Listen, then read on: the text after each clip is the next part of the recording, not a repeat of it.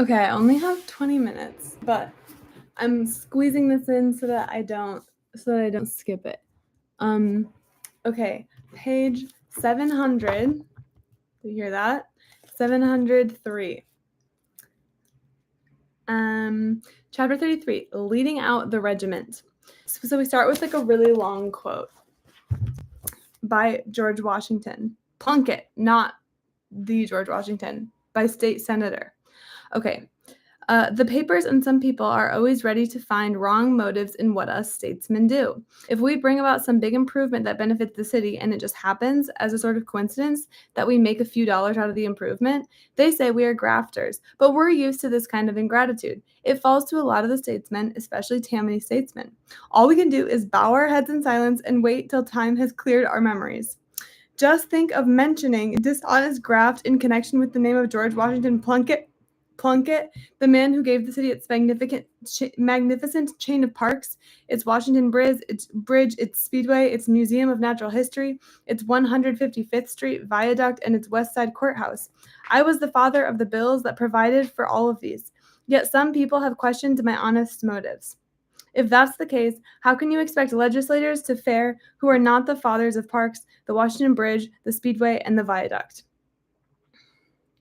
Okay, so there's a quote from George Washington Plunkett, presumably like the Robert Moses of the century before. I don't know. Before the war, Robert Moses had employed his leverage with a force not responsible to New York City's voters, but possessed of considerable influence over the city's government, New York State, to compel the city to give him a free hand in certain areas of public works. Hardly had the war ended when another outside force, the federal government, began to loom larger and larger over the city. And Moses, with his aims for the city now enlarged to a point at which they involved in effect the reshaping of its entire public estate, employed that force too to compel the city to accept his aims as its own. The scale of the new federal involvement in urban America was unprecedentedly massive. Before the war, during the entire Depression, the federal government had financed a total of 200,000 low-income apartments. Within the first 4 years after the war, the federal government authorized the financing of 810,000 low-income apartments. In 1949, Title I of a new Federal Housing Act codified a new concept, urban renewal, that ensured that Washington's role would henceforth be as crucial as city halls not only on low-income housing, but in most major urban reshapings. Before the war, federal aid built mainly highways in the open countryside. The Federal Aid Highway Act of 1944 authorized arterial routes within city limits as well. And with each post-war Federal Highway Act, the proposed urban mileage soared. The Interstate Highway Act of 1956 empowered the government in Washington to trowel down 6,700 miles of roads within the cities of America. Most Depression-era federal aid had, moreover, been funneled into the cities through the city's governments or through new agencies such as housing authorities, set up and controlled by the city's governments. Nowhere had this been truer than in New York, where LaGuardia's alliance with Roosevelt had ensured that WPA and PWA grants would be funneled through the city's highest elected office. Moses had been able to obtain a disproportionate share of such grants, but only by working with and on that official. As federal grants in cities increased after the war, however, so did the authority of the federal bureaucracy at the expense of the city's authority. In New York, as the city's control over federal grants decreased, Moses's increased. It increased partly because of Moses's bill drafting genius and what that genius enabled him to make out of the new post he had obtained from O'Dwyer. The posts lay outside the established structure of the city's government. Nowhere in the 49 chapters of the city charter was there a single mention of a city construction coordinator. To some men, this might have represented an obstacle. To Moses, it represented an opportunity. For since there was no definition of the position's powers, he could write the definition himself. Yeah, you're right. They're really sad. Also, it's sad that he just died immediately after leaving office. He got cancer in office and then didn't run again, and then a year and a half later, boom, goodbye. Sad. Anyway, back to the facts and figures. Back to the federal highway funding.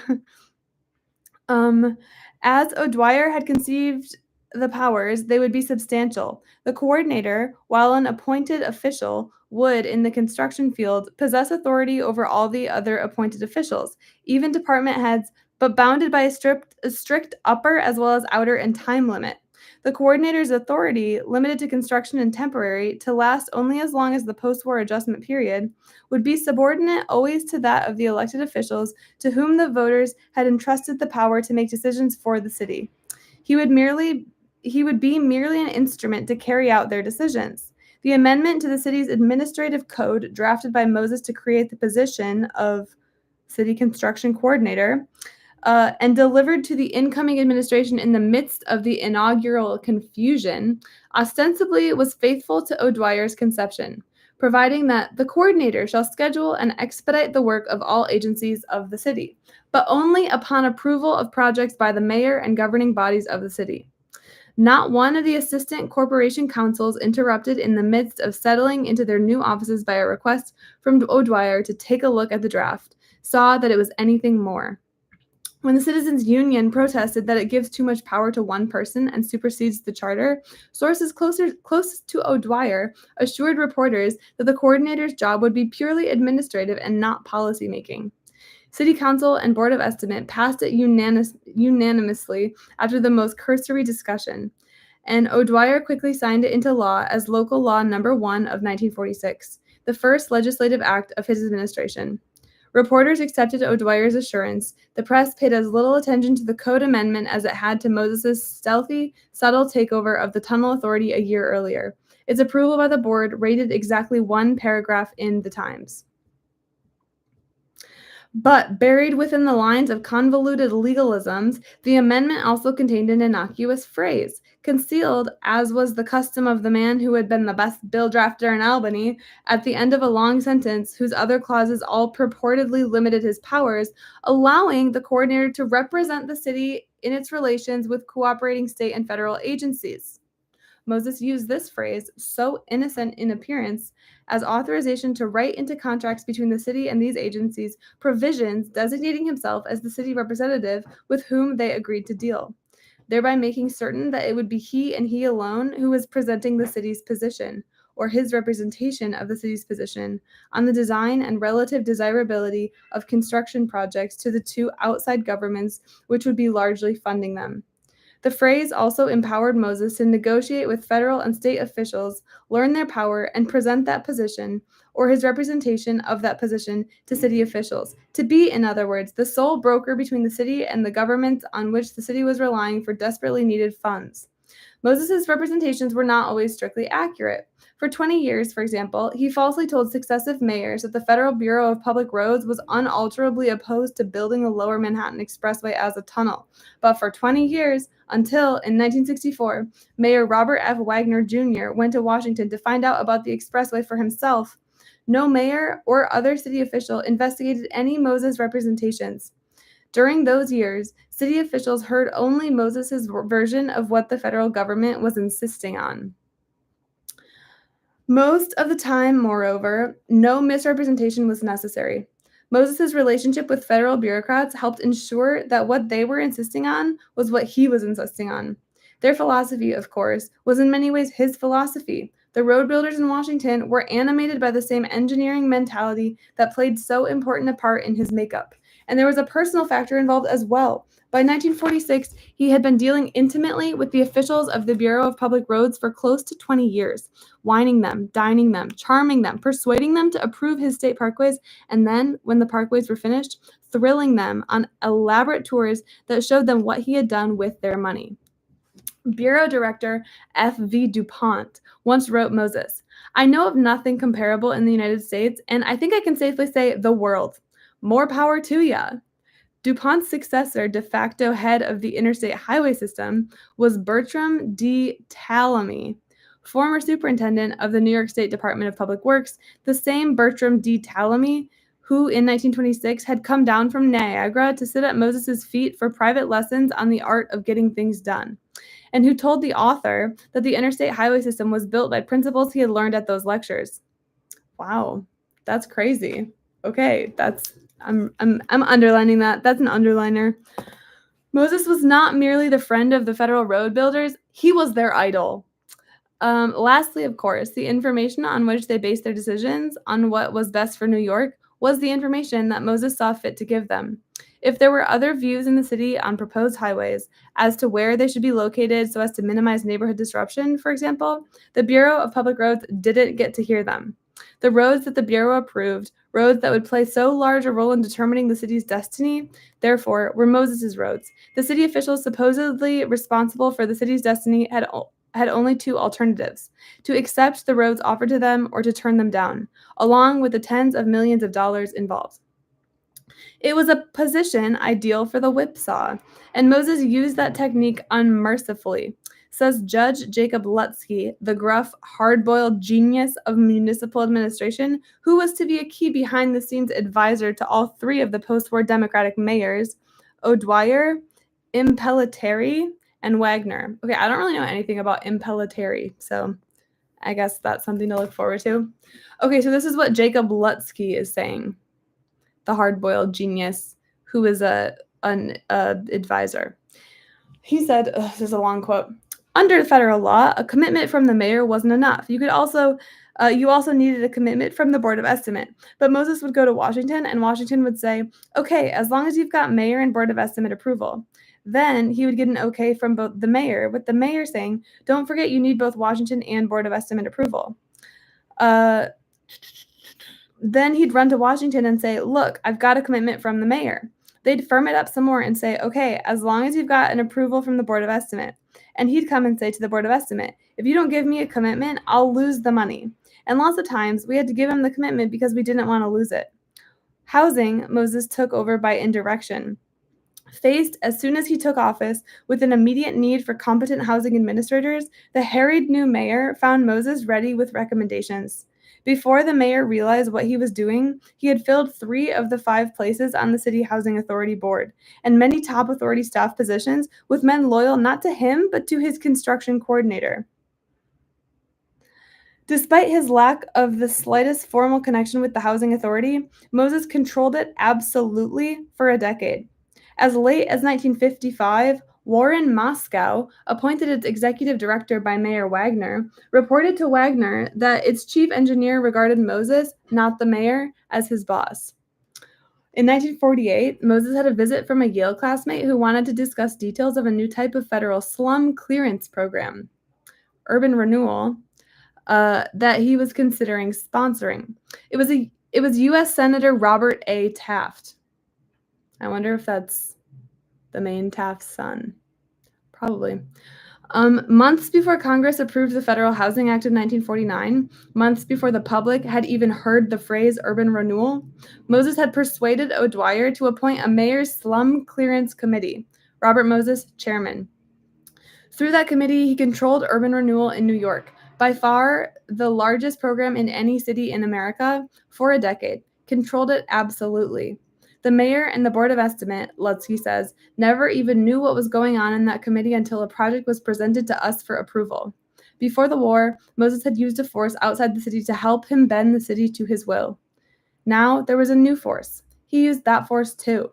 And he was to go on using it for some time. O'Dwyer, in creating the position of construction coordinator, had envisioned it as a temporary post-war adjustment period job. But temporary is a relative term, particularly when applied to a job Robert Moses was holding. And post-war is a time limit with certain elasticity. O'Dwyer would remain in his job for less than 5 years. Moses would remain in his job, signing his letters Robert Moses, coordinator. He preferred that Orwellian title to commissioner for more than 20 years. While using the new force, moreover, he did not neglect the old. His control of the legislature, cemented by patronage and favors, remained as solid during the post-war as the pre-war era. As for the governor's chair, that was occupied for the first 12 post-war years by Thomas E. Dewey and W. Averell Harriman. Dewey liked to boast that Bob discovered rather quickly that he couldn't push me around. But the words rang rather hollow to men like the GOP politician who once heard Moses on the phone with the governor. Quote, I walked in and he was cursing and shouting, "You goddamn son of a bitch. Don't tell me what to do, you stupid son of a bitch." Then he hung up and I said, "Bob, was that the governor?" And he said with that big grin, "Yeah." And this is written with 4 H's. Yeah. With a big grin. Harriman, a crusty aristocrat with a legendary lack of awe even for presidents, stood in awe of Robert Moses. In part because he had, during the 1920s, been one of the men anxious to create parks for the public but utterly unable to do so until Moses had come along and accomplished what he had begun to think was all but impossible, in part because of sheer force of personality. The governor was one of the regular guests at the Sunday brunches at Herbert Bayard Swope's Sands Point Mansion, and guests recall him sitting silently but not venturing to interject a word, while Moses, another regular, discoursed. But Harriman had some ideas, rather novel in public officials of the time, on the need for increased concern for individuals and for community participation in the planning of public works. Noticing on a trip to Monticello early in his governorship that highway guardrails had been put up within 3 feet of service stations and restaurants, isolating them from the road that should have brought them business, he issued on the spot an order that they be torn down. Convinced that Moses was not as final a word on the construction of urban expressways as he had been on suburban parkways, he installed a new superintendent of the Department of Public Works, John W. Johnson of Buffalo. He gave him several liberal young aides and told them to get tough with Moses. But Moses got tough with them and with Harriman instead. Harriman aide James E. Treux, Treux, describes the governor's education in the facts of political life. Quote, if you begin to fight with Moses, Treux says, you'd have to fight with him on so many fronts. You'd have to fight with him on parkways and on parks. He had so much potential for trouble because of the many directorships he had. And the main threat he had was to issue press releases. He could always cause you so much trouble by calling you a dirty politician. He was above politics, of course. Governors were always nervous about this. You knew that if he said something, the newspapers would pick it up big. Moses disciplined Harriman not only by using publicity, but by withholding it, by not inviting the governor to speak at groundbreakings and ribbon cuttings. In 1957, for example, Moses staged a day-long series of ribbon cuttings to celebrate the completion of a string of grade crossing elimination projects for which Nassau County communities had long been clamoring. The Democratic governor, who had authorized the projects and provided the funds for them, didn't even know the ceremonies were being held until he read newspaper stories about them, stories and pictures of Moses and the other official participants, all Republicans. Furious, Harriman ordered that a loyal public relations man be assigned to the DPW, the Department of Public Works Metropolitan Area Headquarters, to alert him to future ceremonies. As Treux put it, to try and get us some PR. But Harriman found that gubernatorial participation in ribbon cuttings was no guarantee of a gubernatorial share of the publicity. Moses would put out the announcements, and Moses would put out summaries of what guys said, Treux explains. Treux put out summaries of the governor's speeches, of course, but he says the press recognized that Moses' office was running the ceremony, and they would call his office and not me for summaries and other information, such as who deserved the credit for the public improvement. Almost despite himself, moreover, Harriman found himself being influenced by prevailing professional opinion. When conflicts arose over a Moses project, the old line DPW engineers, Department of Public Works engineers, would present studies to prove that Moses was right, and it was difficult to find any engineers who felt that Moses was wrong. Quote, one of the problems, Treux would note, is that engineers tend to agree on these things. Harriman, after all, was not an engineer. When engineers came in and said they agree with Moses and this was the way it had to be done, a governor had to respect that opinion, he says. Soon, the governor was suing for peace.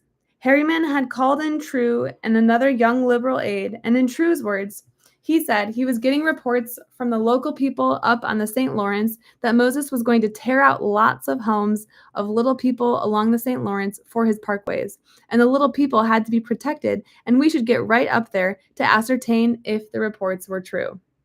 Okay, I have to go, but see you later.